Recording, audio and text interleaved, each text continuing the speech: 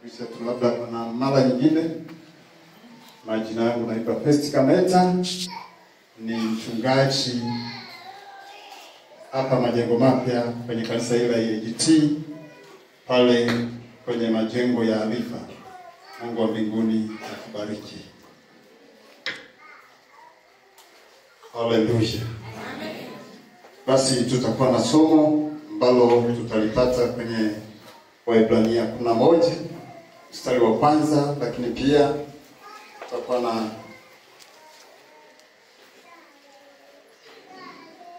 na Warumi 10:17. Mada ya somo letu ni chanzo cha imani. Kwa pamoja tuseme chanzo cha imani. Chanzo cha imani. Tuseme tena. Chanzo cha imani. Kwa nini chanzo cha imani? Ni kwamba kuna wakati watu baada ya kumpokea Yesu Kristo wametamani kufanya mambo makubwa ambayo pengine wameona akina Daniel, akina Musa wamefanya na akina Petro wamefanya na watu mbalimbali katika Biblia, lakini pia kuna shuhuda mbalimbali ambazo zimekuwa zikiendelea.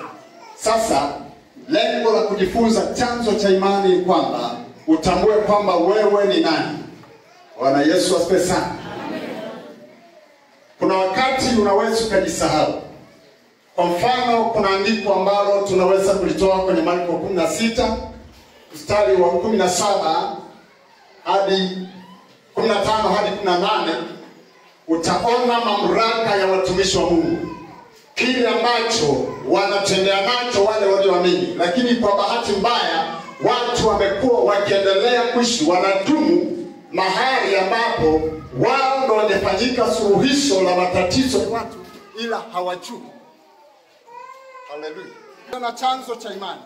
Chanzo cha imani. Chanzo cha imani. Chanzo cha imani.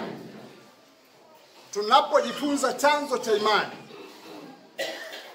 ni pale tunaweza kugundua kwamba Danieli alifanyaje au alipokea vipi ule uwezo. Kile ambacho tunaona kiliweza kutokea kwenye maisha ya Daniel kikatujengea ushuhuda, ili tokeje. Haleluya.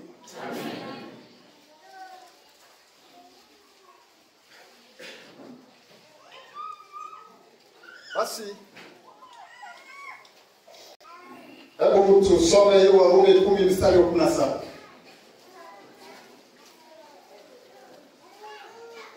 Niombe msomaji mmoja aweze kusomea hiyo Warumi sura ya 10 mstari wa 17. Warumi 10 mstari wa 17. Ndio nasema, basi imani chanzo chake ni kusikia, na kusikia huja kwa neno la Kristo. Lakini nasema, je, wao waliokwisha kusikia, naam, wamesikia sauti yao na imeenea duniani mote? Mstari mmoja tu. Asante. Rudia tena. Narudia. Basi imani chanzo chake ni kusikia, na kusikia huja kwa neno la Kristo. Imani chanzo chake ni kusikia, na kusikia huja kwa neno la Kristo.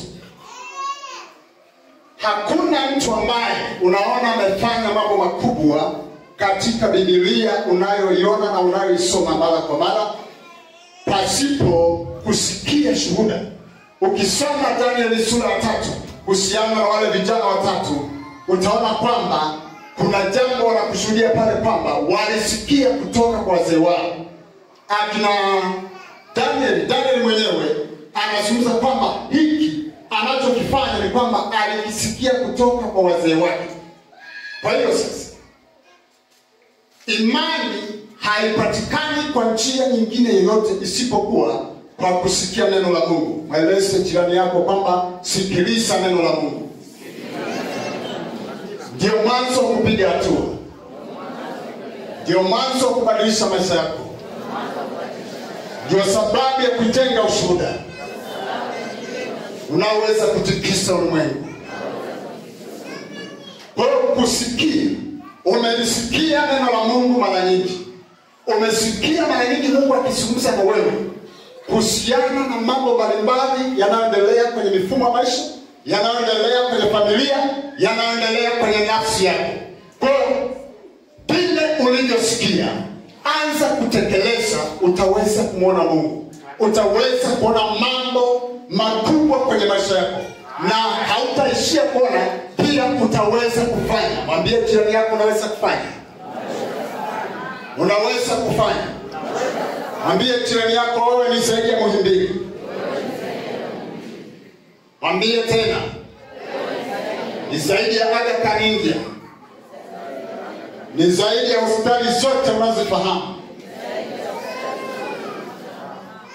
Tunaweza kuthibitisha hiyo kupitia hiyo Marko. Naomba tufungue Marko 16. Marko 16. Angalia wewe. Soma mstari wa 17. Mstari wa 17, Marko 16. Biblia inasema, na ishara hizi zitafuatana na hao waaminio, kwa jina langu watatoa pepo, watasema lugha mpya, watashika nyoka, hata wakinywa kitu cha kupisha hakitawazuru kabisa, wataweka mikono yao juu ya wagonjwa, nao watapata afya. Ndio sababu nimekueleza wewe ni zaidi ya nini? Ya Muhimbili, hospitali za Aga Khan India, au wewe hapo ulipo ni mtaalamu, tena mtaalamu wa kimbingu, sio mtaalamu wa kawaida. Lakini mpaka uweze kufanya hilo, lazima ujitambue. Lazima ujitambue. Usipojitambua, basi unaweza kudumu katika matatizo, unaweza kudumu katika mahangaiko, unaweza kudumu katika namna ambayo haifurahi kwa sababu tu hujatambua. Kwa unapolisikia neno la Mungu, anza kulitendea kazi. Haleluya. Hebu sema tena, chanzo cha imani. Chanzo cha imani. Chanzo cha imani. Twende kwenye Waebrania, tusome sura 11 mstari wa kwanza tu pekee. Nasoma kwa msaada wa Yesu. Basi imani ni kuwa na hakika ya mambo yatarajiwayo, ni bayana ya mambo yasiyoonekana. Imani ni kuwa na hakika na mambo yatarajiwayo, ni bayana au ni kati ya mambo yasiyoonekana. Basi wewe ambaye una kifaa chako cha kuandikia, cha kutunzia kumbukumbu, anza kuandika. Nitakupa mambo matano haraka uweze kuyaandika, alafu kisha tuendelee. Tutajishughulisha hapo na neno moja tu. Hebu sema hakika. Uhakika. Uhakika. Jambo la kwanza kuandika, andika uhakika wa kumwona Mungu. Kwa maandishi unaweza kuandika uhakika wa kumwona Mungu. Uhakika wa kumwona Mungu. Jambo la pili, uhakika wa kutimizwa kwa nabii wa neno la Mungu. Jambo la pili, uhakika wa kutimizwa kwa unabii wa neno la Mungu. Uhakika wa kutimizwa kwa unabii wa neno la Mungu. Uhakika wa kutimizwa kwa unabii wa neno la Mungu. Hiyo utaiona kwenye Isaya sura ya 11 mstari wa 10, sura 55 mstari wa 11 hadi 12, alafu pia utakwenda kwenye Yeremia 1 mstari wa 12. Isaya 55 mstari 11. Tusome kwanza. Isaya 55 mstari wa 11 hadi 12 na Yeremia 1 mstari wa 12. Alafu jambo la tatu, uhakika wa kufufuka na miujiza ya Yesu Kristo. Jambo la tatu, uhakika wa kufufuka na miujiza ya Yesu Kristo. Uhakika wa kufufuka na miujiza ya Yesu Kristo ni jambo la tatu kwa wewe unayeandika. Hiyo utaiona kwenye Wakorintho wa kwanza sura 15 mstari wa kwanza hadi wa 7. Wakorintho wa kwanza sura ya 15 mstari wa kwanza hadi wa 7. Uhakika wa kufufuka na miujiza ya Yesu Kristo. Pointi ya tatu, Wakorintho wa kwanza 15:1 hadi 7. Jambo la 4, uhakika wa ushahidi wa ndani wa Roho Mtakatifu. Uhakika wa ushahidi wa ndani wa Roho Mtakatifu ni jambo letu la 4. Unaiandika, uweza kuliandika vizuri, likae kwenye kumbukumbu. uhakika wa ushahidi wa ndani wa Roho Mtakatifu. Matendo sura ya 2 mstari wa 17 hadi 21. Matendo 2:17 hadi 21. Jambo la 5, uhakika wa uaminifu wa Mungu katika maisha ya watu wengine. Uhakika wa uaminifu wa Mungu katika maisha ya watu wengine. Hapo tunazungumzia shuhuda. Maandiko niliyokutajia, kwa uliandika utapata faida zaidi. Hatutaweza kuyasoma yote kulingana na muda wetu. Haya ni masomo yanayohitaji muda wa kutosha. Lakini pale utakapofikia basi kwamba umepata hizo pointi 5, hakikisha zitunze, alafu unaendelea kunifuatilia pale tutakapoishia, muda wetu utakapokatikia, ndio hapo. Haleluya. Bwana Yesu asifiwe sana. Tuanze na hili jambo la 5, uhakika wa uaminifu wa Mungu katika maisha ya watu wengine. Hiyo iko kwenye Isaya 43 mstari wa 2. Na nimekwisha kudokeza Danieli 3, sura ya 3 na sura ya 6.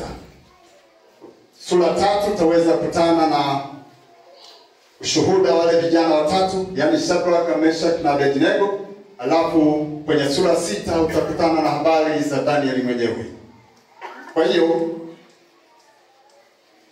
uhakika wa uaminifu wa Mungu unaweza kutolea hapo. Ilikuweje Danieli? Ilikuweje Shadraka, Meshaki na Abednego wakasababisha ushuhuda ambao tunatembea nao hadi sasa na tunazidi kuimarika? Haleluya. Hebu sema chanzo cha imani. Chanzo cha imani ni kusikia neno la Mungu. Hakuna sababu nyingine. Chanzo cha imani ni kusikia neno la Mungu. Ushuhuda waliotembea nao akina Danieli kuhusiana na Ibrahim ni Ibrahimu yule ambaye tunashuhudiwa habari zake katika Mwanzo sura ya 12 mstari wa 1 hadi wa 3. Tunaona jinsi Ibrahim alivyopokea taarifa, alivyopokea ujumbe kutoka kwa Mungu kwamba atoke katika nchi yake aende mpaka mahali Mungu atamuonyesha. Pale Ibrahimu sio Ibrahimu mwingine ambaye tunasikia habari zake. Sema Ibrahimu ni mmoja. Ibrahimu ni mmoja. Lakini huyu Ibrahimu anatufundisha nini? Ni kwamba Ibrahimu alifanya maamuzi magumu. Alifanya tofauti baada ya kusikia sauti ya Mungu. Na Mungu aliyenena na Ibrahimu ndiye Mungu aliyenena na wewe. Na ndiye Mungu anaendelea kunena na wewe. Hajabadilika, ni yeye yule jana na leo na hata milele, kama anavyosema kwenye Waebrania. Kwa hiyo kama Mungu ni yeye yule jana na leo hata milele, kwa nini unaishi katika hali hiyo ya sintofahamu, ya mashaka na wasiwasi nyingi, kama vile hautambui? Unajua kuna mtu mmoja, wanaweza kusema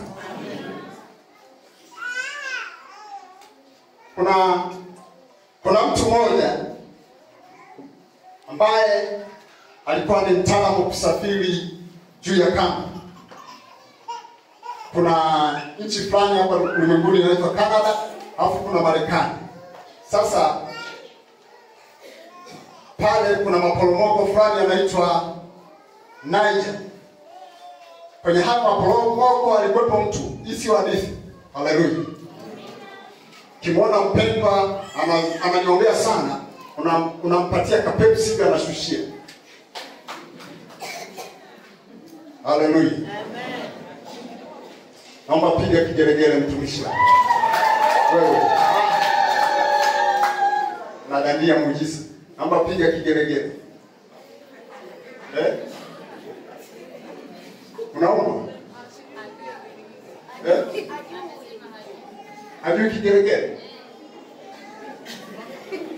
Kabila gani? Mwenda. opportunity kulisha. Kumbe. Bwana Yesu asifiwe sana. Amen. Hallelujah. Amen. Kwa ndugu yangu jitambue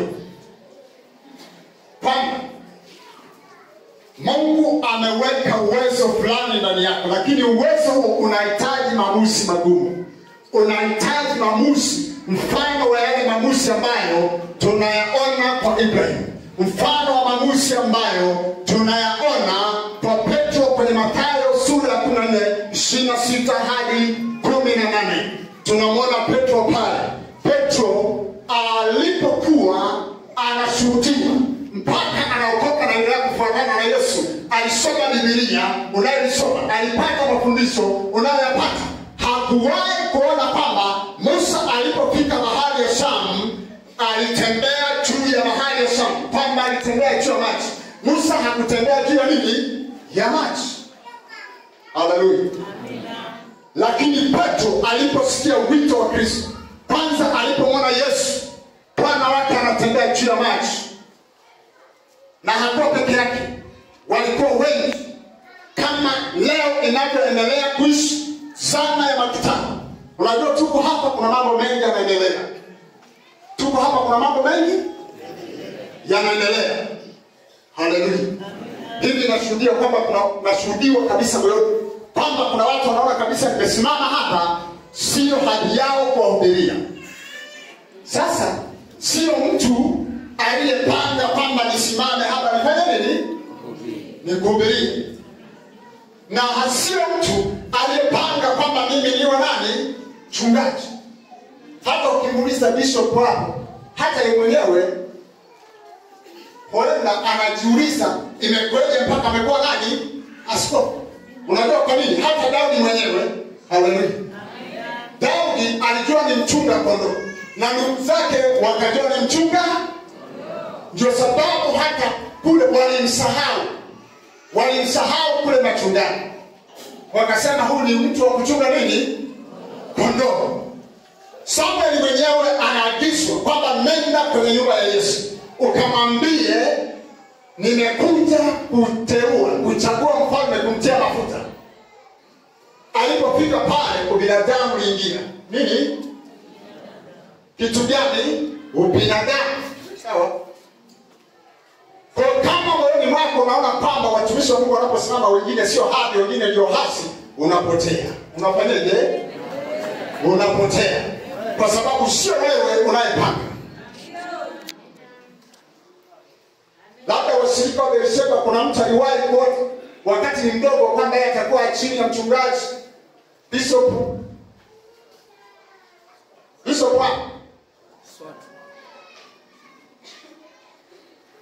ni mpango na mapenzi ya Mungu. Haleluya. Bwana Yesu asifiwe sana.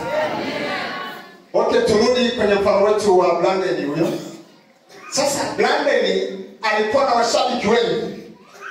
Alikuwa na watu wengi ambao walikuwa wanamfurahia. Alikuwa na watu wengi ambao walikuwa wanapenda ile michezo yake ya kutembea juu ya kamba kutoka Canada kuvuka Marekani.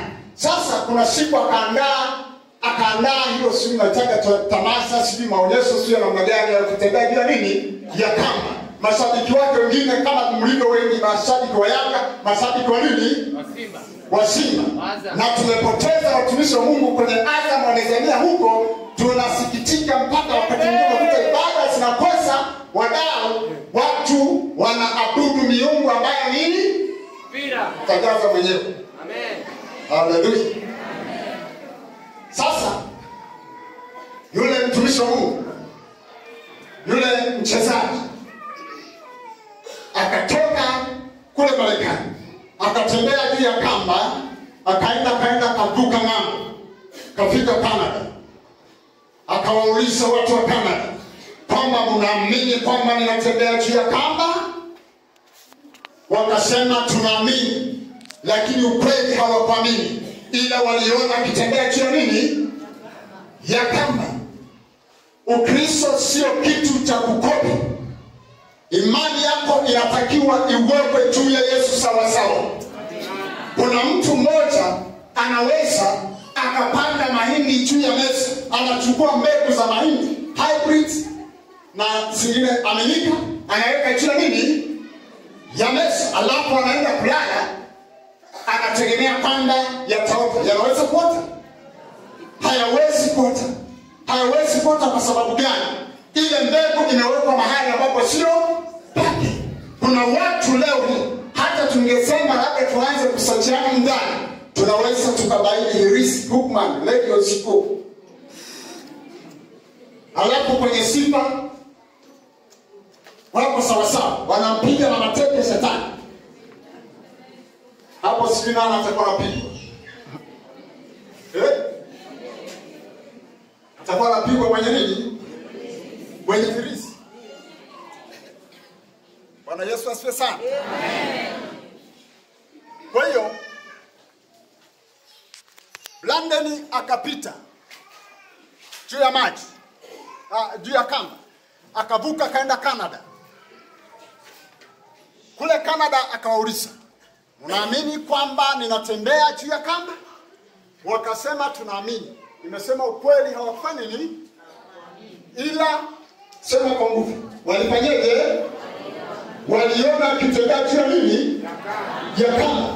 Zingatia Ibrahim alichoambiwa kwenye Mwanzo sura ya 12 ule mstari wa kwanza hadi wa 3. Ibrahimu aliambiwa na Mungu kwamba toka kwenye nchi yako wewe na jamaa yako uende mpaka nchi nitakayokuonyesha. Kwa hiyo hauoni pale neno la Mungu likielezea habari za Ibrahimu kwamba aliambiwa nenda Kanaani. Aliambiwa unaelekea Kanaani. Sasa ni nani jamani? Ni Musa. Ni nani? Musa. Kwa hiyo Ibrahimu akafanya maamuzi magumu. Ibrahimu hakufahamu anaenda wapi, lakini alimtii Mungu. Mwambie jirani yako, mtii Mungu. Mtii Mungu. Amina. Mungu anachohitaji kwenye maisha ya watu wake ni utii. Ni kitu gani? Ni utii. Bila utii hauwezi kumpinga shetani. Kama inavyosema Yakobo sura ya 4 mstari 17. Hauwezi kumpinga nani? Unajua wewe. Hallelujah. Kwanza nikufungue kitu fulani hapa. Wengi wamedhania kwamba Yesu na shetani anaogopa maombi. Shetani angekuwa anaogopa maombi, usingemwona kwenye Mathayo sura ya 4 anamwendea Yesu tena amefunga siku 40. Shetani haogopi nini? Maombi. Na shetani hachangani na step. Shetani hachangani na maigizo. Leo hii Wakristo wamekuwa ni waigizaji. Wanatengeneza wokovu wa bandia. Wanatengeneza sura ambayo inafanania kwenye TikTok, inafanania Facebook kwa waigizaji, inafanania mazingira ya dunia. Shetani hawezi kutishwa na maigizo hayo. Shetani anatishwa na mtu mmoja tu ambaye anamtii Mungu. Kwa sababu gani? Kwa sababu mwombaji ni sehemu ya utii. Yaani kumwomba Mungu ni sehemu ya nini? Ya utii, sio kusema sema tu. Tuko pamoja? Utoaji ni sehemu ya kumtii. Kwa kama utakuwa mwombaji alafu sio mtii kwa Mungu, unasubiri ukutane na jambo fulani alafu ndipo useme toka kwa jina la Yesu, ile uliyokopa haitakusaidia. Haitakusaidia. Basi Brandon akarudi tena Marekani. Akauliza wale wa upande wa pili, "Unaamini kwamba anatembea juu ya kamba?" Wakasema ndio, tunaamini. Nao ni vile vile kama watu wa Canada walikuwa hawajaamini, isipokuwa walikuwa wamemwona Brandon akitembea juu ya nini? Ya kamba. Alipofika Marekani akachukua troli, akaendesha juu ya kamba. Akawauliza wa Canada, "Unaamini kwamba anaendesha troli juu ya kamba?" Wakasema tunaamini kwamba unaendesha troli juu ya nini? Juu ya kamba.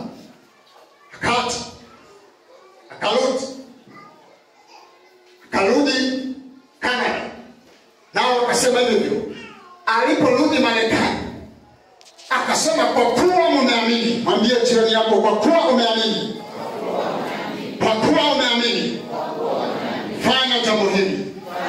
hilo tutaliangalia baadaye. Akapita akasema, kule wameamini na hapa wameamini. Kwa kuwa mmeamini, nataka mtu mmoja ambaye anaamini kwamba ninatembea juu ya kama. Nataka huyu mmoja nimbebe mgongoni, nivuka naye kwenda Canada. Ingekuwa ni wewe, ni miongoni mwa huo mkutano, ungefanyaje? Wezi. Wote wakasema, ila hawakutamka. Wewe umetamka. Hiyo Bwana Yesu asifiwe sana. Hiyo ni kuchangamsha haya mahubiri. Lakini ungekwepo pale usingetamka. Kwenda hata mimi ningekwepo pale nisingefanya nini?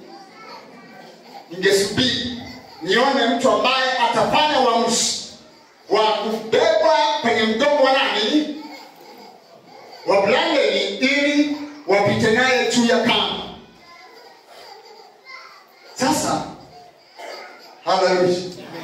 Bwana Yesu asifiwe sana. Tunapozungumzia swala la imani, imani ili uweze kutenda kazi kwenye maisha yako haitegemei kile unachokiona kiko mezani. Imani ili uweze kuleta matokeo yale ambayo unatamani yangefanyika kwenye maisha yako haitegemei kile ambacho umeona au unakiona tayari. Haleluya. Wale wanaona tayari, nafikiri somo limetembea sana tangu tumeanza kongamano hili. Wale wanaona kilichoko mezani ndio wanatangana. Siku moja nikawa namsikia mhubiri mmoja maarufu. Huyu mhubiri akawa ana mtu wake pale ambaye anasema amemfanyia huduma. Nikaona imetoka socket hii nani ya umeme za kubandika kama huko ukutani. Imetoka pale, anasema baada ya maombi hii ndio imetoka tumboni mwa huyu mtu. Hayo sio mazingao. Ninyi mnaita miujiza. Hiyo sio nini? Nafikiri kama tuna madaktari wanaweza kujua. Yaani kitu hata kama ni kidogo tu, hata kama mchanga kadogo tu kakiingia kanapoweza kukusumbua sehemu, alafu risoti liko hivi eti liko wapi? Hapo amekaa nao miaka 9. Mungu atusaidie. Bwana Yesu asifiwe sana. Kwa imani yako ili uweze kuleta matokeo, ili uweze kuona kile ambacho Mungu amekizungumza kwenye Marko sura ya 16, hiyo 17, lazima uiweke imani yako mahali sahihi. Na mahali sahihi hakuna pengine, ni juu ya Yesu Kristo. Ni juu ya nani? Wala si juu ya wahubiri, ni juu ya nani? Unajua kwa nini mara nyingi tukisimama hapo naomba nasema Bwana nitumie kama chombo tu? Maana kusema nitumie kama chombo ni kwamba uponyaji wako hautoki kwa mhubiri, unatokana na neno ambalo umelishika, bila unavyolitendea kazi na kulitekeleza, kuliishi kwenye maisha yako, ndipo unapoweza kuona nini? Matokeo. Haleluya. Bwana Yesu asifiwe sana.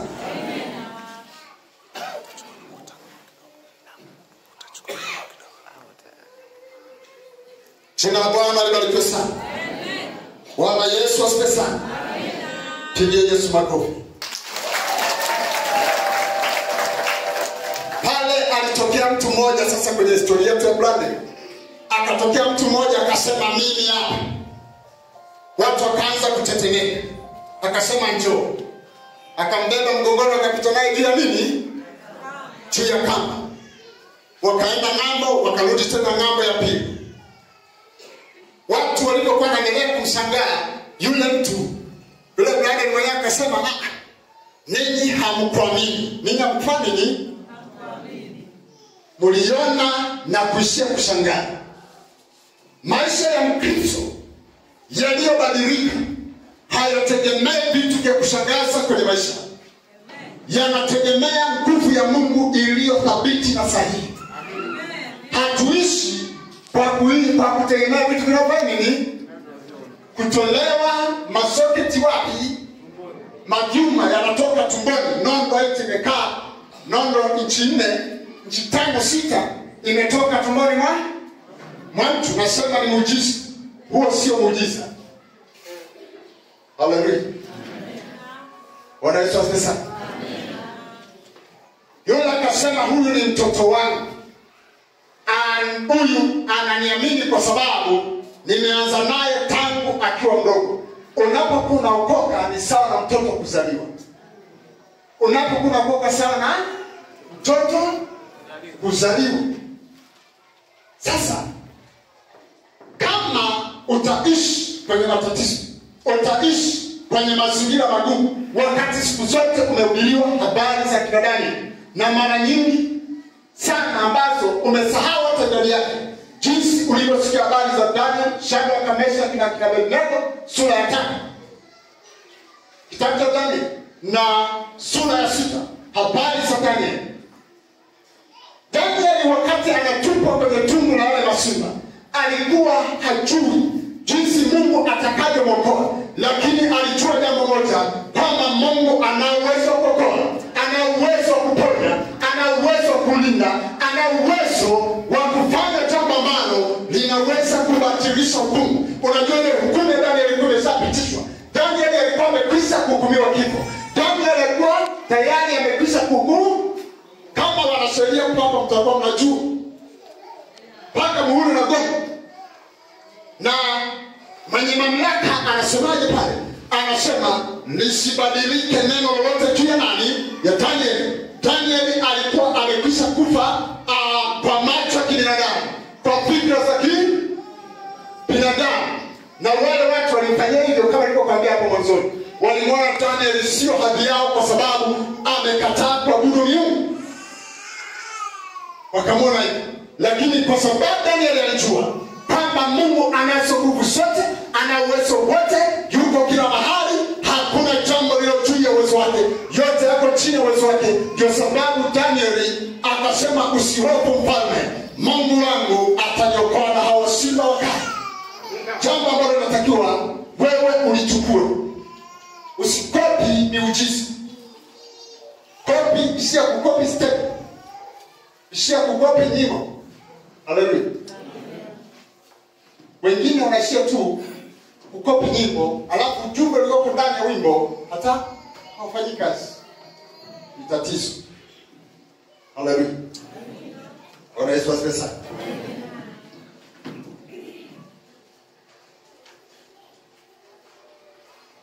Kuna jambo lingine hapa ambalo ni uhakika wa ushahidi wa ndani wa Roho Mtakatifu. Biblia inasema katika Matendo sura 2 mstari wa 17 hadi wa 21, kwamba nitawamwagia watu wote roho yangu siku za mwisho. Ni akina nani hao? Siku za mwisho ni kwamba zinaanza siku ya Pentecoste. Ndio siku za mwisho zimeanzia hapo. Kwa anaposema nitawamwagia watu wote, maana yake kila aliyeamini ni mhusika. Kila aliyeamini ni nani? Ni mhusika. Ukirejea kwenye Marko sura ya 16, ule mstari wa 17, kuna siku moja tulikuwa tunafanya huduma sasa. Kwa na mtumishi wa Mungu mmoja yuko pale Dar es Salaam. Sasa hivi ni mchungaji, kwa ni mama. Kwa hiyo tunakemea pepo. Ile pepo likamwangalia, likaona kama ana kihofu fulani. Nikamwambia, wewe nitakupiga. Akawa anarudi kinyume. Wewe nitakupiga. Alikimbia. Alifanya nini? Alikuwa yuko kwenye maandalizi kama wewe ambaye uko kwenye nini? Kubali tu kwa ndani, sawa? Kubali kufanya nini? Kuandaliwa. Hata Petro tunamsoma kwenye Biblia alikuwa na mapungufu mengi. Alikuwa na mambo mengi ambayo yalikuwa ni changamoto. Haleluya. Kwa sababu naona kuna wakati alitaka kusitisha lile jambo ambalo Yesu alikuwa anamwambia Petro. Akamwambia mwana wa Adamu anatakiwa apate mateso, afe, halafu siku ya tatu afanye nini? Petro akamwambia, Bwana njoo. Bwana njoo. Unasema utakufa wewe wakati unafufuka tunawazana. Watu watakuelewa. Acha hiyo kazi, acha hayo maneno kabisa. Yesu akamwambiaje? Amsome Biblia. Anasema rudi nyuma nani? Hivi Petro ni shetani? Sasa Kuna watu wengine wanachanganya na vitu vingi sana. Nimesikia mara nyingi watu wanasema mtoto ni malaika. Mtoto ni malaika. Mtoto ni nani? Tunapozungumzia malaika tunazungumzia viumbe ambao ni roho tu, hawana miili. Na kwa taarifa yako, pepo mchafu pia ni malaika. Sawa? Pepo mchafu ni nani? Ni malaika. Na malaika wamegawanyika makundi mawili. Kuna malaika ambao walisalia mbinguni. Malaika wote wanaishi mbinguni, ila duniani wanatembelea, wanakudaka. Sawa?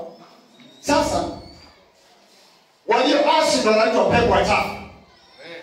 Ambao hawakuasi walibakia mbinguni, hao ndio wanaitwa malaika wema. Tuko pamoja? Haleluya. Sasa unapozungumzia malaika unazungumzia viumbe wa kiroho. Viumbe wa kiroho hawana mwili, wana nafsi na roho peke yake. Viumbe wenye mwili wana vitu vitatu: roho, nafsi na mwili. Roho ni uhai kutokuharibika na milele, ndio kitu kinaitwa roho. Nafsi ni hisia, akili, utashi na ufahamu wako, ndio kitu kinaitwa nini? Nafsi. Mwili ni mifupa, damu na nyama, ndio inatengeneza kitu kinaitwa nini? Mwili. Ukienda kwenye Mwanzo sura ya 2 mstari wa 7 utakutana na matindo hizo. Mungu alipokuwa anamuumba mwanadamu, utakutana kitu kingine kinazungumzia kwamba Mungu akamfanya mwanadamu kwa mavumbi ya ardhi. Anazungumzia mwili, sio roho. Sawa? Nafsi, roho iliwekwa tu ndani yako. Roho haikuumbwa, ilifanya nini? Iliwekwa. Kwa hiyo ndani ya pumzi yako hiyo kuna siri kubwa sana endapo utaliishi neno la Mungu. Hivi unaposikia hivi, ninatoa tamko, manake ninatoa ni pumzi. Sawa? Kwa hiyo ndani ya pumzi yako Pepsi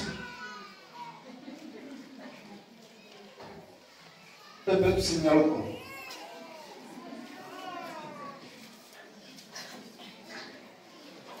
Naomba simame mtumishi Mungu. Punga mikono. Nisalimie huko, sema Bwana Yesu asifiwe. Hapana. Sasa. Jina la Bwana libarikiwe sana.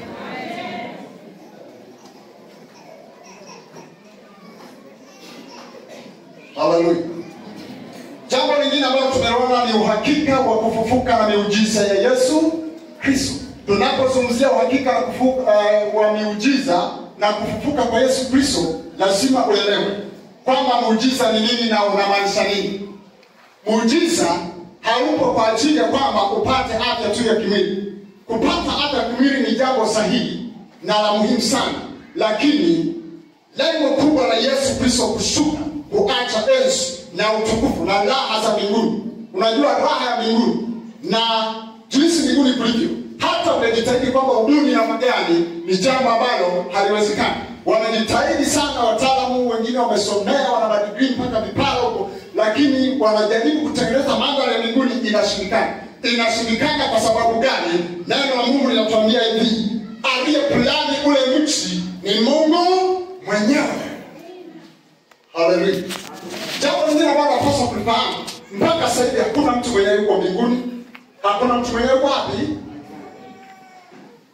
Hilo unaweza kuthibitishiwa na Yohana sura ya 14 ule mstari wa 1 mpaka 6. Haleluya. Mpaka anajitokeza Tomaso, anasema Bwana hakujui njia. Wakati Yesu amesemaje pale? Amesema yuko kufanya nini? Jipigie makofi kila mmoja. Kila mtu apige makofi, wote ambao wanapiga makofi. Ndio kuna watu wamesema sasa wanaona maono. Wengine wanaota wako kanisani, kumbe ni kweli wako wapi? Hapo wanaota? Wewe kweli uko kanisani au wote uko kanisani? Haniangalie sasa kila mmoja. Haleluya. Kwa hiyo Yohana 4 inatueleza kinachoendelea sasa hivi. Sasa hiyo mbingu ambayo tunaisubiria ni ile ambayo Ibrahimu anaisubiria, akina Musa wanaisubiria. Hakuna mtu ambaye tayari amekwisha kufika wapi? Huko. Sasa akina Musa walifanya kwa zamu yao. waliofuata kina Petro na wengine wakafanya kwa zamu yao, na wewe unapaswa kufanya kwa zamu yako. Sasa zamu yako ndio hii ambayo tunaiona kwenye Marko sura ya 16 hiyo 17 mpaka 18. Ni majukumu gani unayo Mkristo? Ni wajibu gani unao katika utumishi? Haleluya.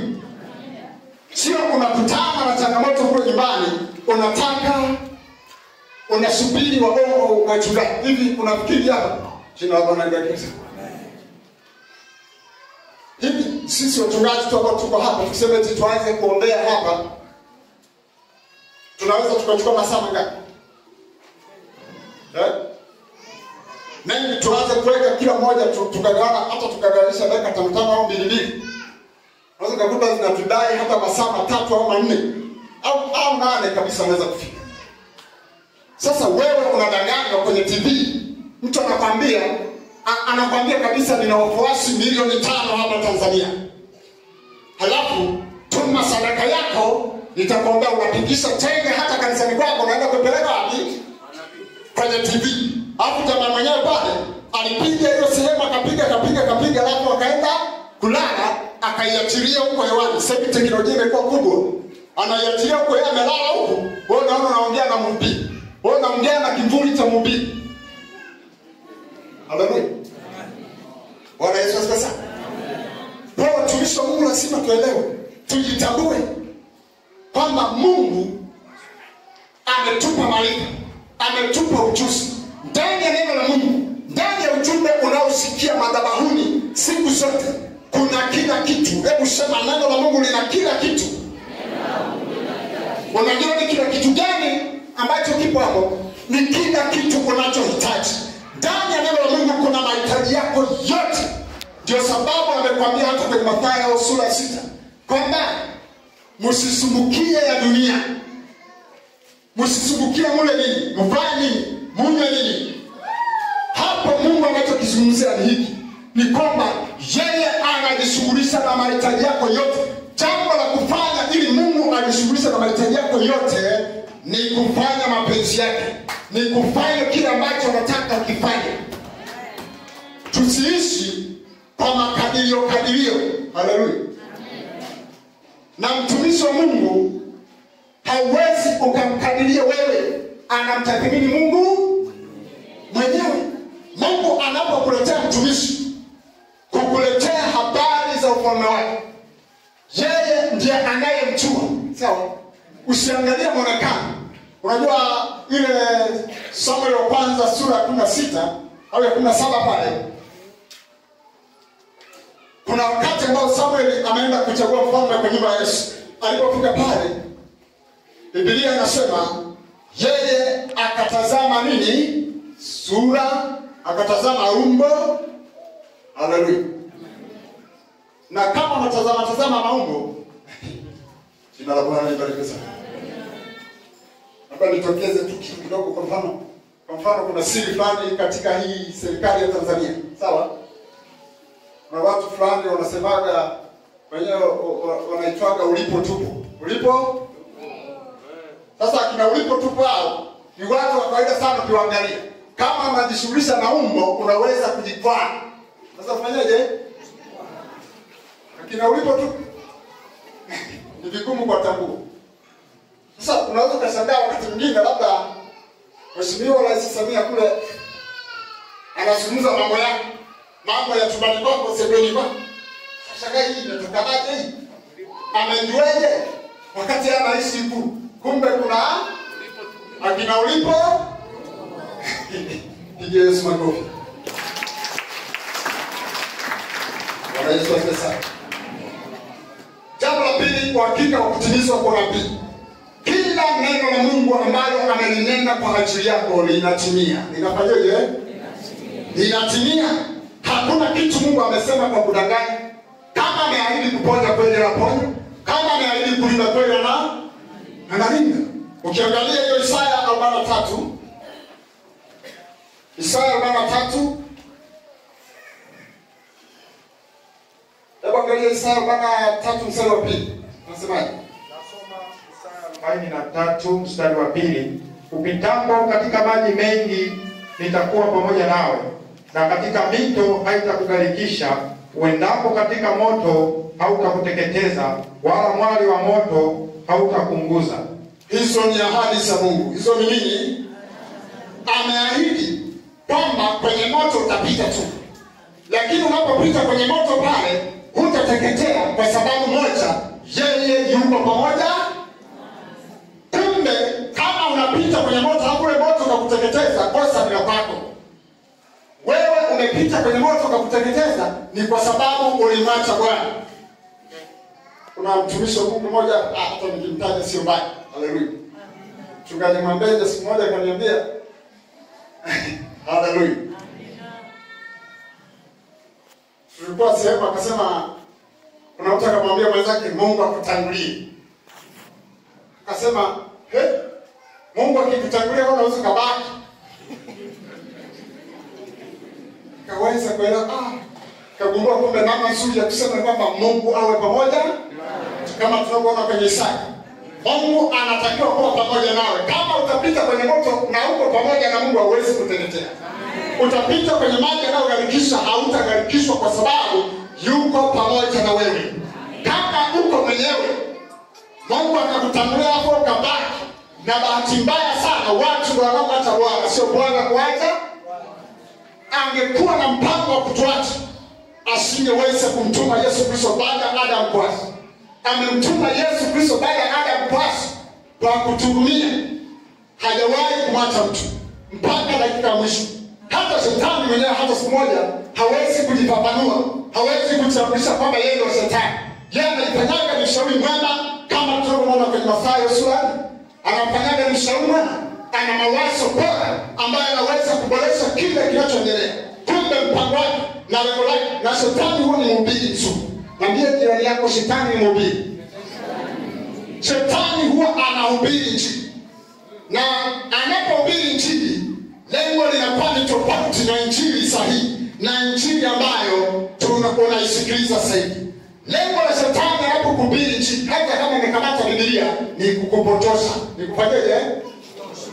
Ndio sababu siku hizi watu wanaelekezwa kwenye muujiza badala ya kuelekezwa kwa Yesu Kristo ili aweze kuwaponya, na akishawaponya wafikishe mbinguni. Sasa watu wanataka wafurahie uponyaji wa duniani, kumbe duniani tunaishi muda kitambo tu. Duniani hatuna muda mrefu. Kwa shetani ni mhubiri sana nani? Kwa narejea tena pale. Tunaenda kumaliza. Haleluya. Shetani ni mhubiri. Na Biblia asoma wala haogopi. Kama utachukua Biblia unaweka kichwani kwamba wachawi wakimbia ushetani akimbia, hawezi kukimbia. Kwa sababu gani? Ukienda kwenye Mathayo sura 4 utaona kwamba shetani ameshika Biblia na Yesu ameshika Biblia, na hawakushika Biblia tofauti. Wote walikuwa wanasoma Biblia hii moja. Yesu anasema imeandikwa, na anasema imeandikwa. Wapi? Hapa. Ile sema soma kitabu fulani. Lakini lengo lilikuwa ni kupotosha. Lengo la shetani lilikuwa ni kufanyaje? Ni kupotosha. Kwa hiyo Yesu akamshinda shetani kwa maneno yake, kwa majibu yake. Hebu sema, Yesu alimshinda shetani kwa majibu yake. Hakumshinda kwa step, hakumshinda kwa masengeni, hakumshinda kwa namna nyingine yote unayojua wewe. Yesu alimshinda shetani kwa majibu, na yale majibu yalitokana na neno la Mungu ambalo alikuwa akiendelea kuishi. Yesu aliliishi neno la Mungu. Ndio sababu akamwambia shetani, sikiliza shetani, mtu hawezi kuishi kwa mkate tu. Hebu sema kwa mkate tu, isipokuwa kwa kila neno litokalo katika kinywa cha Mungu. Ni kwamba mwanadamu huwezi kuishi kwa mkate tu. Kama utaishi kwa mkate tu, utaishia kwenye miujiza, utaishia kwenye injili potofu, utaishia kwenye imani potofu, utachanganya mambo yako mengi katika ulimwengu huu. Haleluya. Hakika ukimwona Mungu, nafikiri utaendelea hapo, utaendelea kupitia kama nilivyokueleza habari za Daniel. Utakutana na ushuhuda wa Daniel, utakutana na ushuhuda wa kina Habili kwenye kitabu cha Mwanzo, utakutana na ushuhuda za kina Nuhu.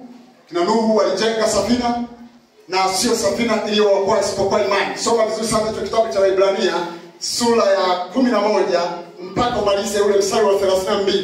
Biblia kila mstari unaoangukia Bwana anakuambia kwa imani fulani alifanya jambo fulani. Kwa imani fulani alifanya hivi. Kwa imani. Kwa hiyo tegemea imani. Sio useremala wa Nuhu uliofanya kwamba safina imeokoa. Ndio sababu unaposoma kile andiko linakwambia kwa imani. Na ukisoma hiyo Waebrania sura 11 mstari wa 16, neno la Mungu linasema hivi: pasipo imani haiwezekani kumpendeza Mungu. Kwa hiyo weka imani yako juu ya Yesu Kristo, unapenda kuona matokeo makuu na ya kipekee. Simama mahali ulipo.